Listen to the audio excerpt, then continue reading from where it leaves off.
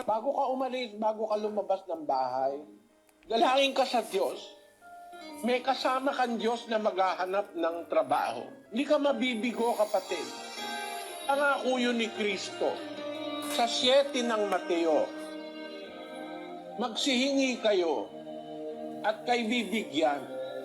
Magsihanap kayo, kayo makakasumpong. Magsitukto kayo at kayo bubuksan. Sapagkat ang bawat humihingi ay tumatanggap, ang humahanap ay nakakasumpong, ang tumutuktok ay pinagbubuksan. Ganun po ang Diyos na makapangyarihan sa lahat. Pwede siyang pakiusapan.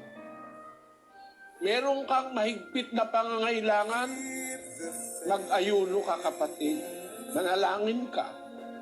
May malaki kang problema sa asawa, o sa hanap buhay, o sa iyong katawan, mag-ayuno ka, manalangin ka.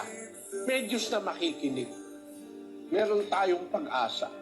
Ang isang lingkod po ng Diyos hindi nawawalan ng pag-asa. Kung halimbawa wala ng taong tutulong sa iyo, meron pang isang natitira. Meron pang isang Diyos na mas nakakaunawa ng lahat ng bagay kaysa sa kanino man